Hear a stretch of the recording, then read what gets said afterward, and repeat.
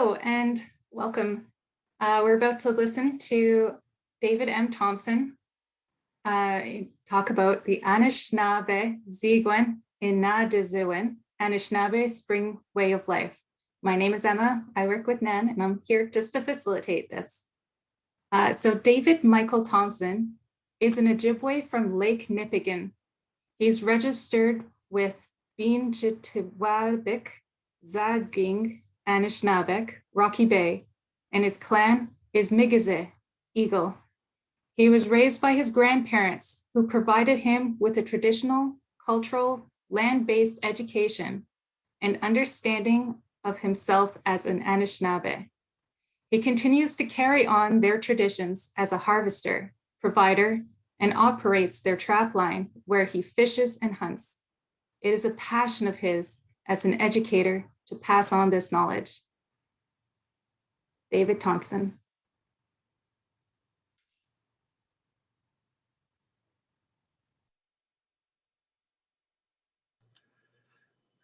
Only if you could lip read, eh? So, okay, I have to remember to put my microphone on. Bonjour, thank you for that introduction. My name is David Thompson, David Indigenous, Nabigo Zaga Yining, in Donjaba, Migizi and Dotem, Niminwendam, Oma Ayayan. My name is David Thompson. I'm from I'm an Ojibwe from Lake Nipigon. I'm registered with Biinjitiwabik Zaging. You did a pretty good job there, Emma, pronouncing that. Biinjitiwabik Zaging Anishinaabeg. And my clan is the Eagle. That's my father's clan. My mother's clan is Awasisi. That's the bullhead fish, kind of like a type of catfish in the area. So my presentation here today to you is to share some of my some information about myself and how it pertains to passing on important tribal knowledge, information. And like I said, like it was mentioned there, it's my passion. I've gone through many seasons, so I'll be turning. How old will I be turning? Good question. I'll be turning, I think, 58 this year. Start losing track of time as your mind gets older. You have to start writing stuff down. But yeah, so I've been around through the seasons many times, like my ancestors before me. And I was raised by my grandparents, which was a fortunate thing for me, because I could have easily become another statistic in the sad history of our children getting sent off to different agencies, institutions, and ending up with who knows who and who knows where. But thank the Creator that my grandparents decided they would take me and raise me as one of their own, in which they did, and I'm so eternally grateful for that. So I spent a lot of time with not just my grandparents, but with my great-grandparents. So that was my early upbringing, listening to all these old people speaking in the language and going with them out through different seasons to the fish, hunt, trap, gather, pick berries, and I got to listen to stories endlessly, and I never thought one day that all this information would come in, very as an important resource in my later life as an educator, as a teacher, and so all that knowledge, I still have, and anybody that's willing to open their ear to listen and want to learn, I'm pretty willing and accessible to share at least what I know. I don't know everything, but what I know has done me pretty good out in the bush, out on the land. So my focus today on what I wanted to share is talking about Ziguan. Ziguan means spring, and that's the time of the year that we're living in right now. Ziguan is a really important part of our life cycle. And like I said, you know, I've lived through many Ziguans since I was born. And so Ziguan is one of the four seasons, right, that we experience every year in our lives. You know, ever since we were born, you know, we live through the seasons, and each year we live through those four seasons.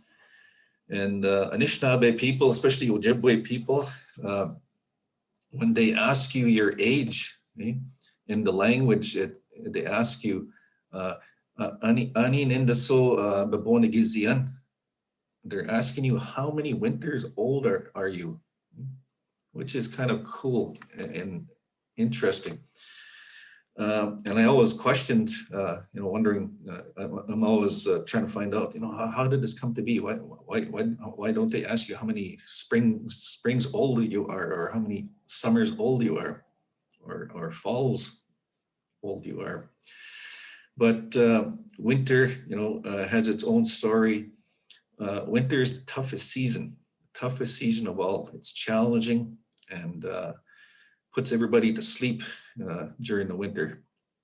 That's when all the animals and the snakes, the turtles, the frogs go to sleep. The skunks, the bears, all these different animals, and the birds leave, because it's winter is really challenging, and it's tough. And if you survive the winter into spring, then life's pretty good for you. So that's basically how I understand, you know, why they count winters. If you can survive a winter, you're doing pretty good in life. So yeah, like I said, so I'll be turning, you know, I'm 57 winters old, going on to 58. So that's in Anishinaabe, Ojibwe culture. That's how we count the cycles of your life, by counting how many winters you've lived. Now, so my focus is on spring and some of the things that happen in Anishinaabe life. So some of the things I'm going to share might differ from your community or from your nation or your territory, which is good, you know, because everybody has a piece of the ancient knowledge in some form or another. And it's really cool. I like that, because I like traveling to other communities and meeting other elders, hunters, you know, people that you know, still keep knowledge of the tribe, and I learn new things all the time. And it's just like my grandparents, you know, what they passed on to me is what they learned from their parents, and parents going on back into infinity. You know, that all that information has been passed down, and you know, it's still alive. And sometimes if you've lost it, and you want to find it, it's out there. You just got to go look. And that's what I had to do a lot of times. There was some information that was missing, and I had to travel and find those people that still had that knowledge. And oftentimes it took me a while, and I would find them, and it's almost like they were waiting. You know, sometimes some of them would say that, yeah, we've been waiting for you people to come and ask. So, you know, that's a wonderful feeling when you get that kind of reception. And it's even a more wonderful feeling when you leave there with that knowledge that they've shared, and it, you know, gives you answers to your questions and much more. So connection to the land. There's some things I wanted to share before I start getting into a little bit more details of some of the stuff we do in the springtime as Anishinaabe people. Now, for anyone that's that has interests or wants to build their connection to the land, and that's totally up to you. Develop your own relationships with the land. You don't necessarily have to be a great hunter, or fisherman, or trapper. You could be just somebody that likes hiking or biking, walking, running, sightseeing. There's so many different things other than hunting and fishing that you can do to have that connection to the land. You might just like going out to watching the birds or sitting by the water in the evenings or mornings, or watching sunrises, sunsets. Those are all different connections. So everybody will have different ways of connecting with the land. So I really encouraged building those relationships. So interacting with the environment, the land, the community of that's out there. There's like community of well, they call it wildlife, but when you go in the bush, that's the home of our older brothers and sisters, the animals, the birds, and the waters, the fish. Those are communities, and we are just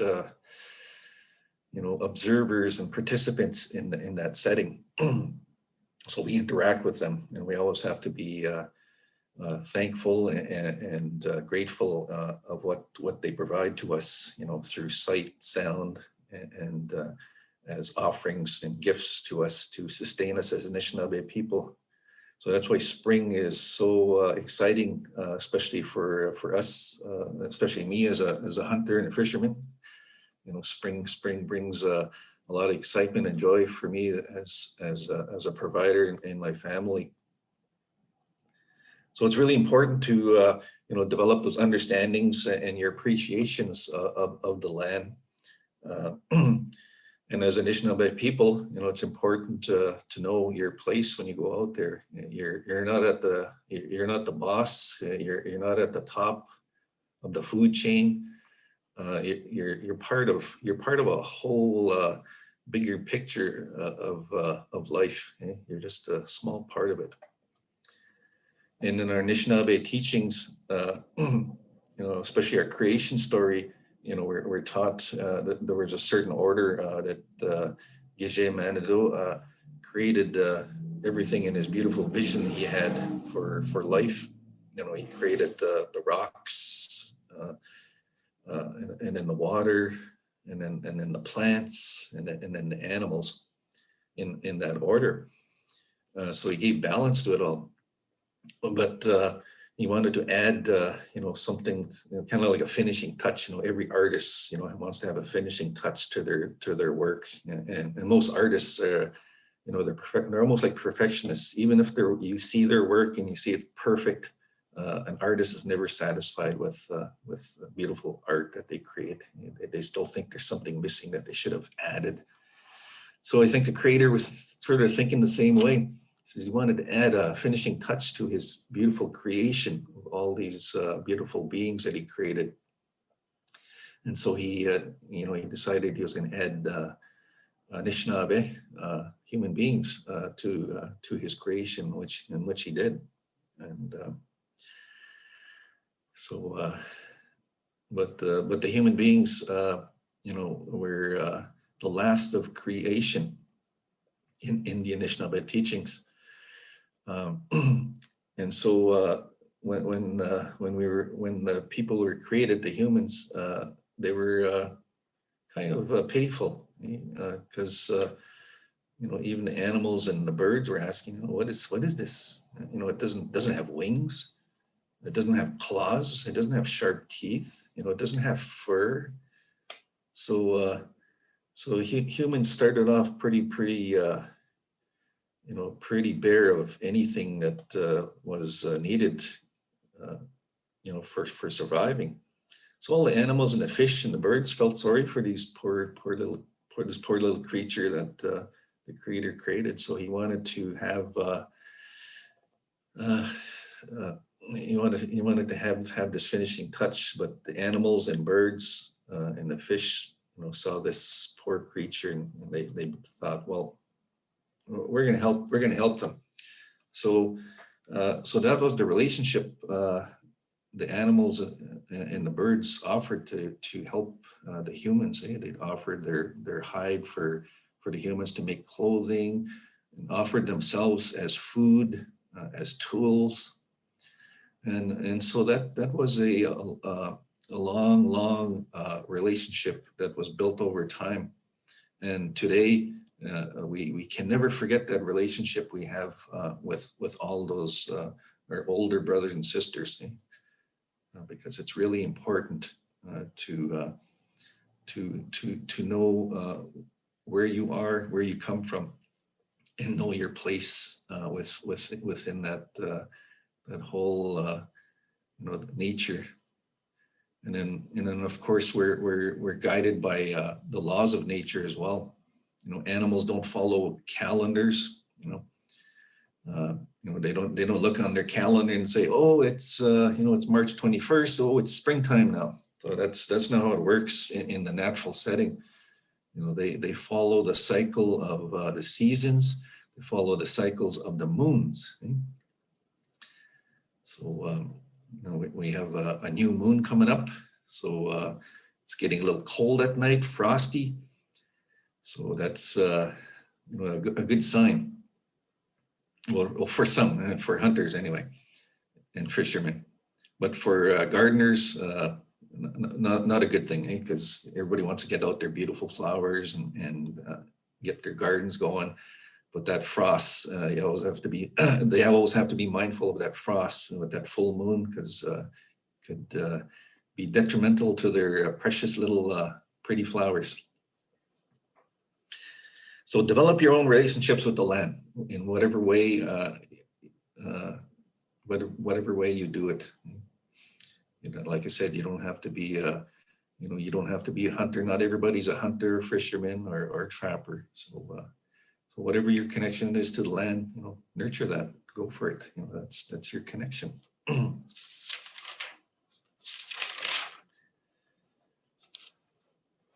So back to Zeegwin. Okay? So we're in that season right now, and so when the Creator he created balance in the world. He created seasons and the 4 directions, and so number 4 is really sacred. Because we look at different things, and it comes in 4s or cycles of 7, but 4 is a really it's like a sacred number. So Zeegwin is spring, and spring is one of those spirits that the Creator created to look out for the environment, for the earth, and Zeegwin represents physical time, okay? Because there's a certain time when spring starts and ends, a certain time when each season starts and ends. And so that's how we know the calendars by, okay? So by the seasons. And that's the calendar of the animals. They follow, whatever's happening in that season, whatever the moon is. So we always have to keep our mind focused on that. Because I mentioned, animals, birds, and fish don't follow human calendars. They follow natural law. So with the arrival of Zeegwin, like I said, as a hunter, I get excited because I know the geese are going to be coming, the ducks are going to be coming, and that's pretty exciting. And we know Zeegwin brings things to life after surviving winter. Usually the birds, like I said, the birds signal the arrival of Zeegwin. And the first one that arrives here all the time is Ondig. At least in my area, we call it Ondig for crow. Oh boy, that's a beautiful sound to my grandfather and my great grandparents, when they used to hear that bird. It's like, oh boy, everybody gets excited, to hear that crow, because that means spring is coming. Then after that crow, we hear another sound. We hear that ding ding se is that blue jay, and that's a beautiful sound. Now that when he comes from farther south, and when you know he arrives, you know, well, everybody's coming. All the birds are coming. And for me as a hunter, a duck hunter, goose hunter, especially goose, you know, we get really excited and we start planning, we start getting our gear ready, and it's go time, you know. And of course the trees, hey, the trees start to run. You get sap coming from the maple trees, sap coming from the birch trees. So those are important things for some of our communities that still have access or have maple trees in their area. Now, my area, you know, between Lake Nipigon and Thunder Bay is kind of a cool area because it's almost like a transitional zone from north to south.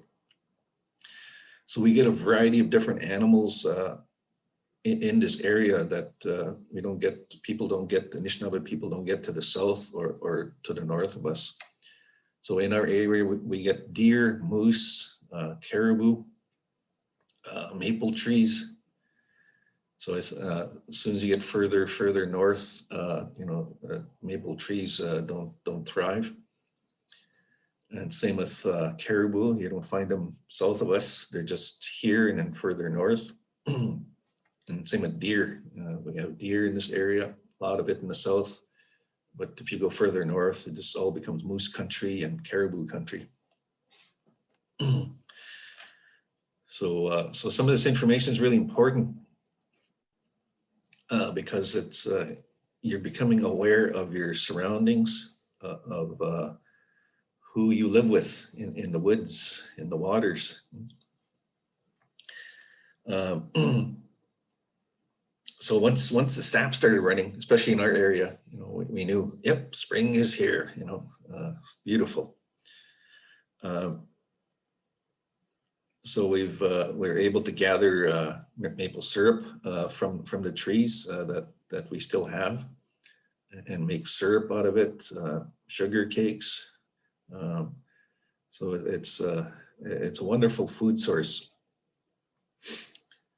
Even birch trees. Birch trees are found everywhere, practically. And you know, if you learn that, you know, when you see them running sap, you know, try to taste it. You know, it's really delicious.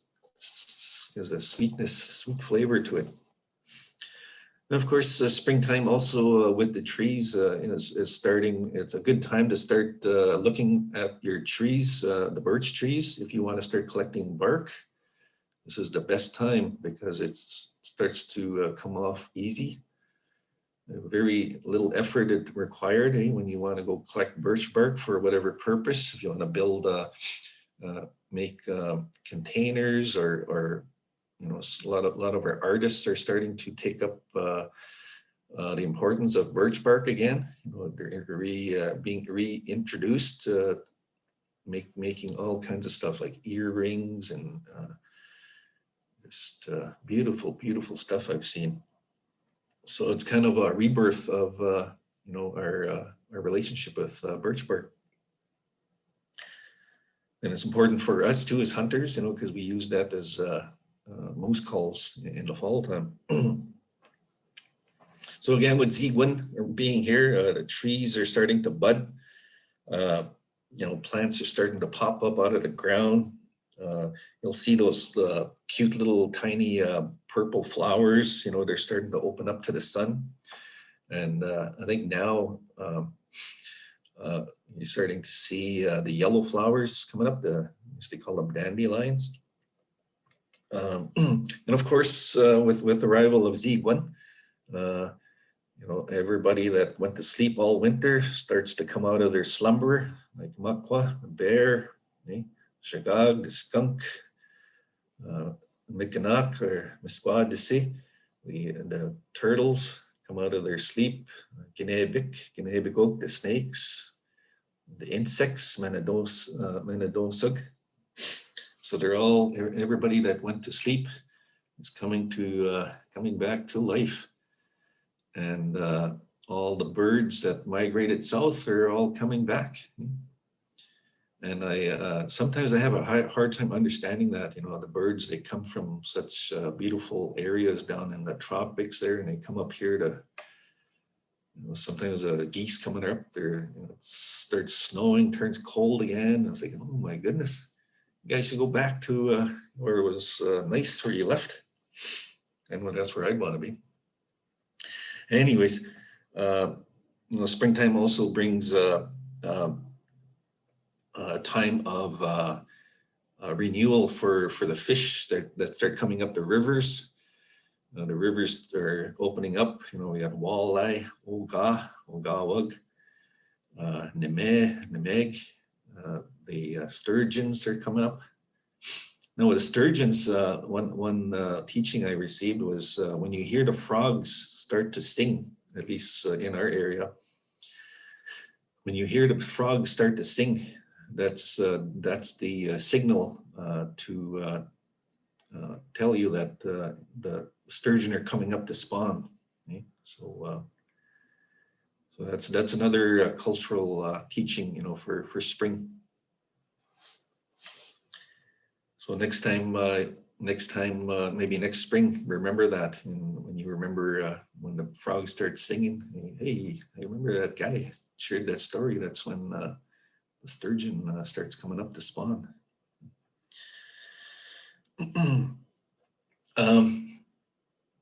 Now, there's a story about Ziguan. Ziguan is one of the keepers of the seasons, one of the spirits of the season, sorry. And I'm trying to figure out, I don't know if I have the time to tell that whole story. So I'm going to try to narrow it down to kind of like the Reader's Digest version. So Z1, as I mentioned earlier, is spring is created by the our great our loving Creator, and he gave each season powers, and each season is unique. Z1 has his unique qualities. Ni Bin Summer has its powers and unique qualities. The Guagan, fall or autumn, has its unique qualities. And of course, Bibun, there's a really, he has some really unique qualities.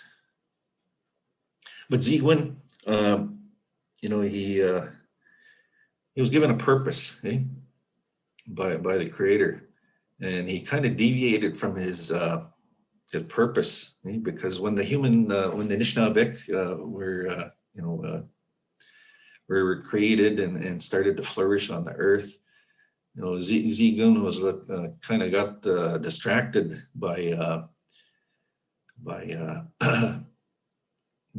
girl that he saw, a Nishnabek girl, and so he kind of strayed from his duties, that he was given by the Creator, and so he approached the parents of this girl in this community, and he asked, he says, "I'd like to, permission to court your daughter." So the parents told him, "Well, you gotta." You got to get in line, because there's many other suitors that are asking for our daughter's hand in marriage. So they each boy had to prove to the parents, that he was a capable provider, and so they all had to go through this screening process, like, and what's that's like. I went through that, and so they had to prove themselves to these parents, and then the parents would decide, who would be the best, candidate to become their son-in-law, become their daughter's husband. So, anyways, they went through different screening individuals, and then Ziguan, like you said, he got distracted. He saw this going on, and he wanted to get in line and become part of this, because he kind of fell in love at first sight of this girl, beautiful girl. And so he asked the parents, I want to, I want a chance too to prove myself. So they said, okay.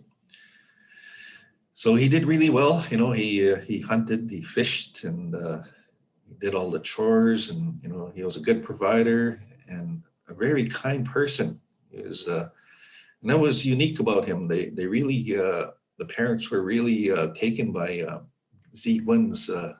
He was very kind of shy, timid, but kind, and he had a beautiful voice. Whether he was talking or even singing, he had a beautiful voice. And so they said, okay, we think this is the guy, it's going to be our daughter's husband. So they planned to have a marriage ceremony in the fall, and so it was set.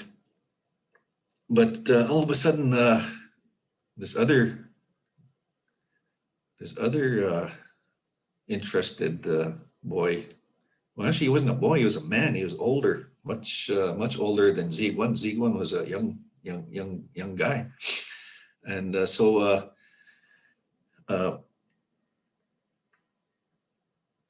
Biboon came in and he did the same thing. He's like, I want to go at this too, prove myself.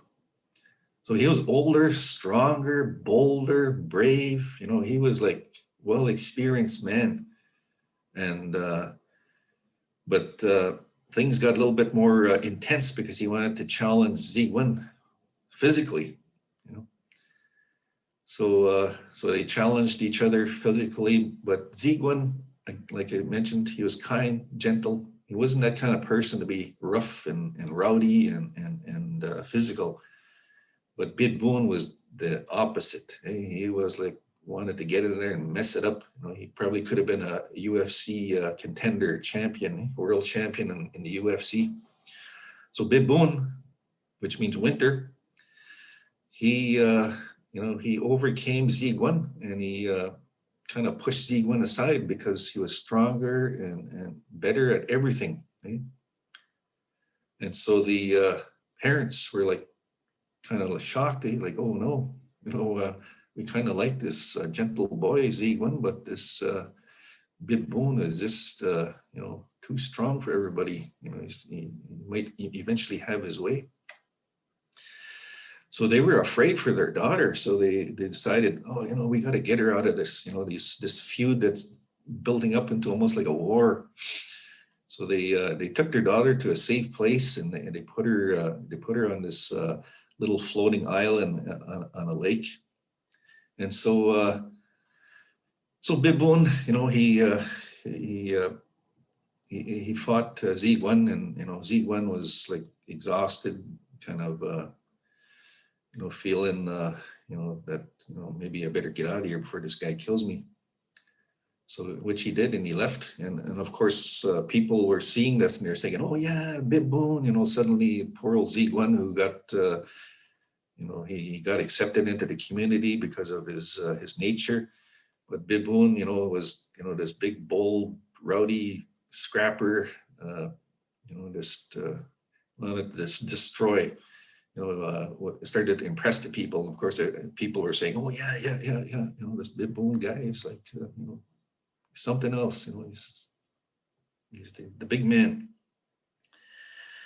So Biboon, strutted his stuff around the community, thinking, eventually he was going to win the love of this girl that the both of them were interested in. And then suddenly spring started coming. And of course, that was Ziguan's time. Right? Biboon's time was coming to an end because he only had a certain time of the cycle. So Ziguan returned strong, revitalized, fresh, renewed, he felt reborn. And he came back and he gave Biboon a good licking.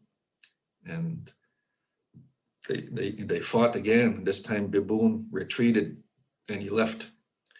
And Zygwin thought, that's it. We'll never see this guy again. And but the summer would come, fall would come, and guess who came back? Biboon. And then they'd fight all over again. This time Biboon would win and Zygwin would have to retreat. And to this day, that still goes on. Okay? So Zygwin's here. So Zygwin's won the battle again. So Zygwin's going to be with us for a while until Biboon returns. Okay? So this feud, this battle that goes on is, we'll probably, we'll never know if it will ever end. Okay? But the young girl, the young Anishinaabe girl, she was like became a victim in this feud. Okay? So when her parents set her off to protect her, they left her at this lake, and in safety. So she never ever got married to either one of them, because of their fighting and their feud. And to this day, when she shows herself in the form of a lily flower. So if you ever go out to the lake this summer and you see that beautiful flower that grows on the lily pads, that is that girl that Zygwin and Biboon fought to marry, and it never happened. So Zygwin is here with us, and we're all excited. So some of the stuff that we do as hunters, fishermen, we, like you said, we go goose hunting, and it's a family affair. Well, the hunters go out, but the geese come back. We bring back the harvest. Everybody gets involved in learning how to pluck geese and prepare it. And you got to take the guts out right away, because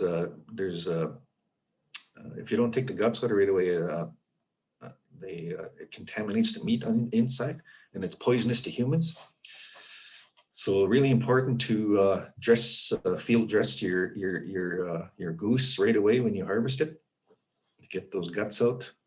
And of course, you save the edible stuff, such as the heart, the liver, the gizzard. And then there's all kinds of stuff that the older people used to do. I don't know if some communities may still do this, but I know that's kind of gone out of fashion. They used to save all the down from the goose to make pillows and blankets. And those were the warmest blankets. I remember as a kid, we had duck down blankets, goose down blankets. And those were the best blankets ever. They were like 4-star blankets, if you were to rate them. But now, a lot of our stuff comes from Walmart. We go to buy all these blankets on sale. They're all stuffed with artificial stuffing and stuff. But the best blankets are anything that has goose feathers, goose down inside of them.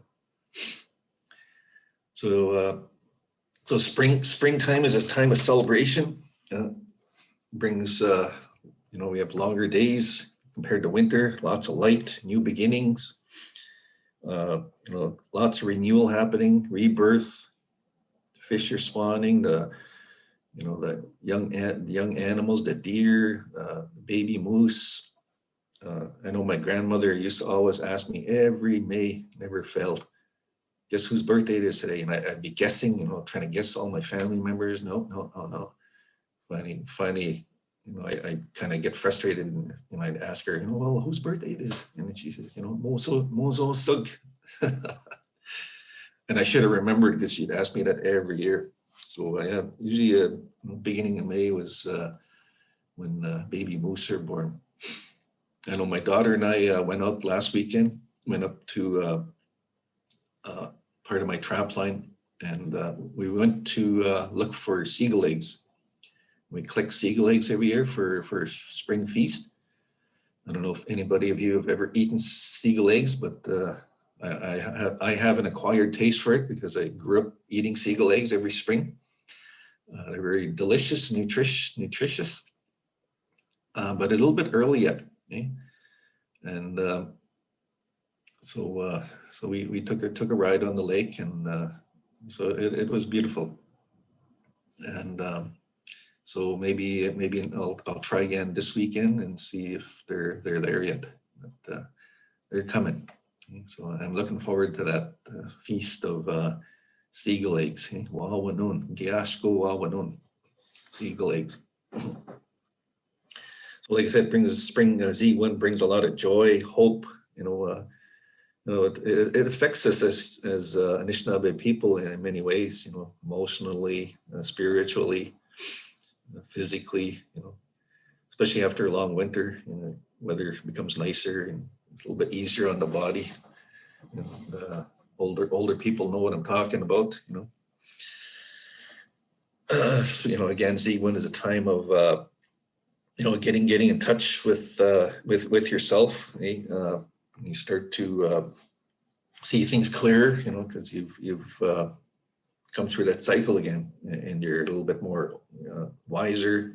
You have more see clear. You have a stronger vision of yourself.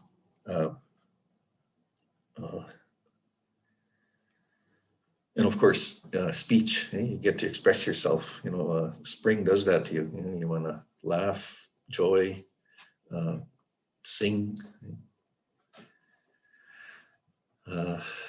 And which was one of the qualities of Ziguan, because he had a beautiful voice. He had a beautiful singing voice as well.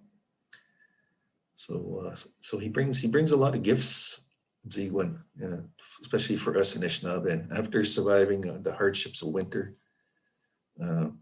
spring brings a whole focus, whole range of different feelings and emotions for us, that we go through. Even in times of sadness, we could be dealing with some kind of grief. There's spring is there to there's something there that will connect to you and kind of bring you up to a level of that you're not too far down. Yeah, so that was my story of Z1. I kind of crunched it together. It's a longer story, so there's a lot of good teachings in that. Yeah. So I mentioned, my daughter and I went to check sea glide, and we also went walleye fishing. So walleye, there's a couple of different spots we go to. Most popular spot people like to go to in the spring in our area is the Black Sturgeon River. I didn't go there this year, but I went further upriver. So I still managed to get my feed of ogawag. So I was happy with that. So there's different ways you can harvest fish from the rivers. You can use snares. I've used snares, and also have I also have these spears. They have they kind of look like my hand. Those are really effective for harvesting walleye and sturgeon, especially sturgeon, because they're thick, really thick skins. And it's another fish I enjoy eating is sturgeon. Oops.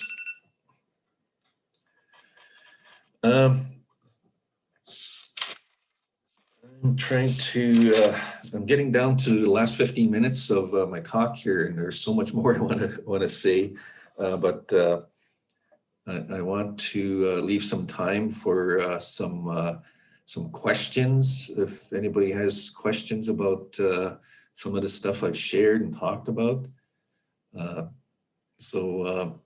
we'll leave this next little few minutes to the floor for any questions. Awesome, thank you. So there are not any questions posted up yet. Please feel free to ask any questions in the Q&A menu at the top right hand of the screen. So what are some of the changes you have noticed in the environment and climate in your territory.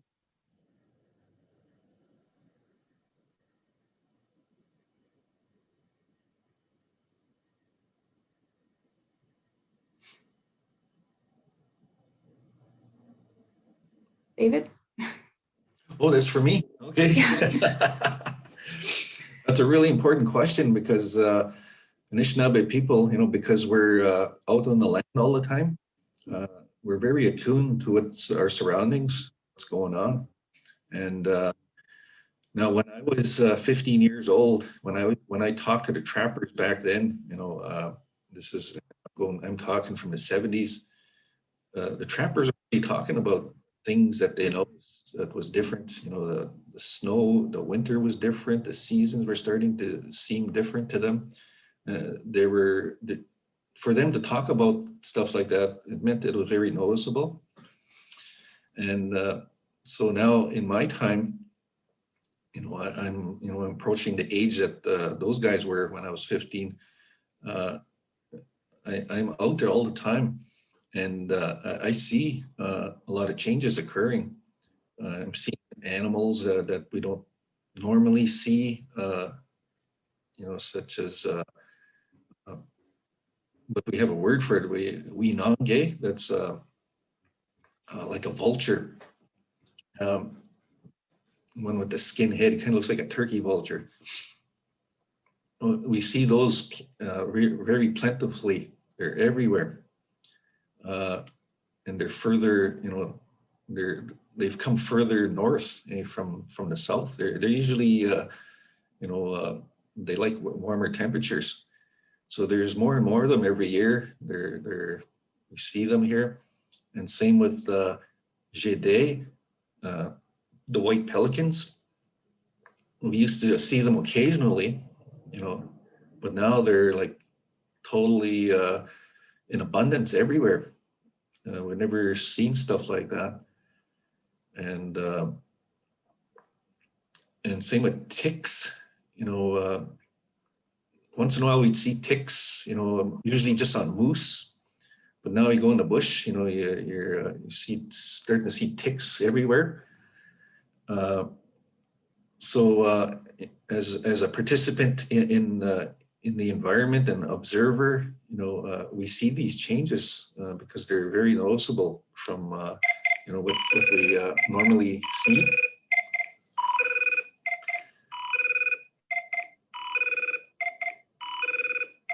So imagine yourself, you must see things, when you look around, there are some changes happening. I even noticed it when we went fishing. The fish weren't there yet when we usually expected them. It's like, what's the holdup? And same with the when we went out to look for sea legs. They should have been there. They should have been in the nest by now, but they're not yet. So that means something's going on. We have to wait. So like you said, animals don't follow human calendars. They follow they follow natural law, and whenever the time is, they're ready to do their things, such as spawn, lay eggs, give birth to babies. It's happening on their time. But as humans, we're noticing changes when we usually expected these things to happen are happening at different times. And same with geese. When we go hunting geese now, we notice that they're still geese, but since maybe compared to 20 years ago, there's less. That's what I've noticed. So all these things are, there's something happening definitely in the environment, the climate. Miigwech, thank you. Checking to see if we have had any questions posted on the page. Lots of comments, lots of thank yous. a lot of people agreeing that to connect with the land. One individual said that she uses the gardening, which is nice, getting gardening, hiking, and spending time by the water was Elizabeth said. In James Bay, they still practice the goose down, taking the down for the blankets. Awesome. Um, We'll have to come there and learn. and a lot of thank yous, a lot of comments about the beautiful story you shared, and being able to see, able to look at those water lilies in new ways, being able to see that differently. A posted question. Here we go.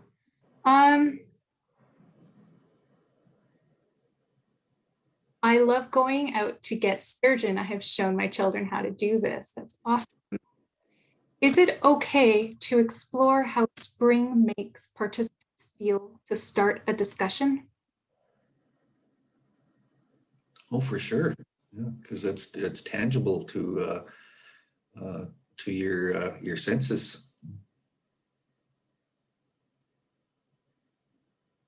Awesome. Thank you. We have a few more minutes. I was wondering if you would be able to share some ways that we can, what we can do to protect our land. Oh, to protect our lands, yeah. Well, that's always been the issue. That's always been the conflict. You know, when it comes to Anishinaabe people and their connection to the land and new development, you know, coming into our areas.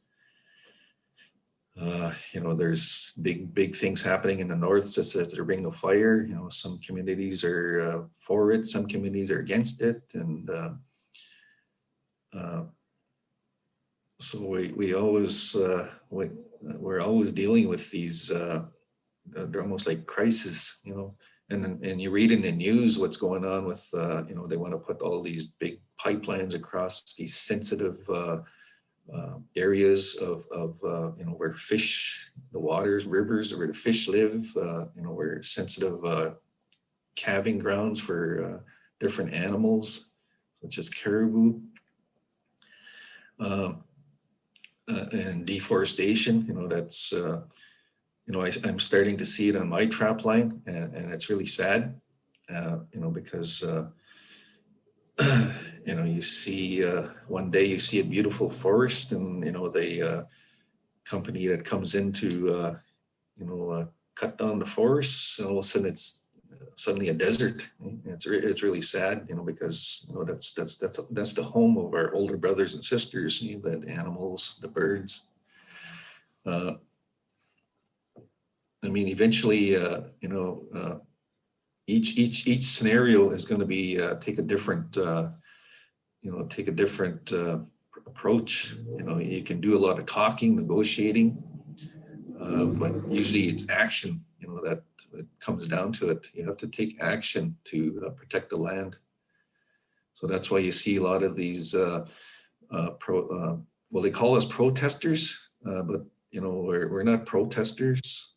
We're not agitators. You know, we're trying to bring awareness. You know, that you can't continually keep doing this to the land. You know, the land is a living being. You know, it's our mother that provides us with all these gifts. You know, all the fish, the animals, the birds, you know, the insects, the plants. You know, at what point do we need to you know, stop this happening to the land? And so so when every time we take a stance, you know, we're right away we're the bad guys. You know, we're the agitators, we're the you know, disturbers. But you know, we consider ourselves as water protectors, land protectors, because that is our responsibility as Anishinaabe people. You know, no matter what nation you come from, whether you live on the East Coast, West Coast, or the Great Lakes, or out on the plains, every First Nation, has these teachings, that been passed down, since the beginning of time, that the mother is our earth and she provides for us, and we must protect that at all, at all the time, respect it, love it. Miigwech. We have a really awesome question here. How can we incorporate land-based learning in courses outside of Anishinaabemowin, or with teachers new to the idea of land-based learning?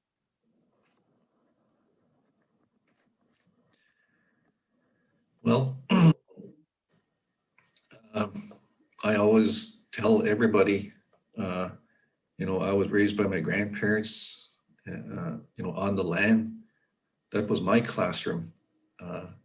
As a child, that was my education in my early years. So when people say, when you got to go to school in education, well, that's important, but a lot of that education, that the time that kids are spending on their butts sitting on a chair in a classroom, could be done outside anywhere.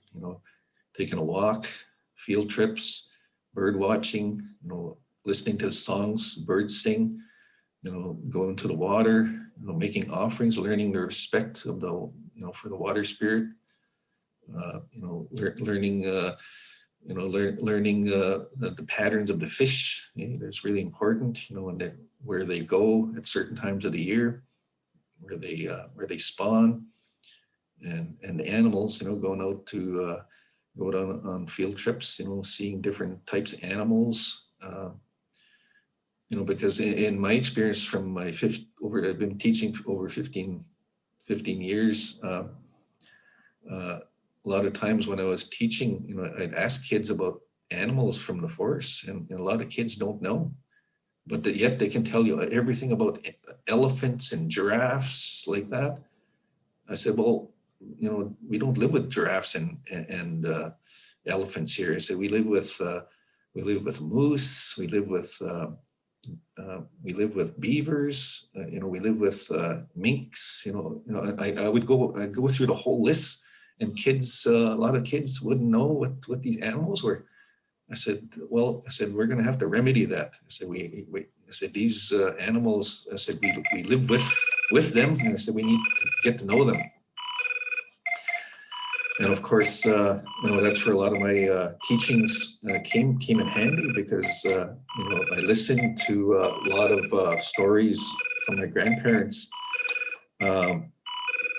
of these different animals. So when I would start telling kids about these stories, and they wanted to know more.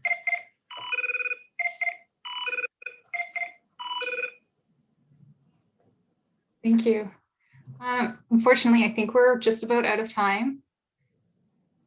Thank you very much, Miigwech. Well, Miigwech for inviting me and having me as a speaker, and Miigwech to all the participants that tuned in.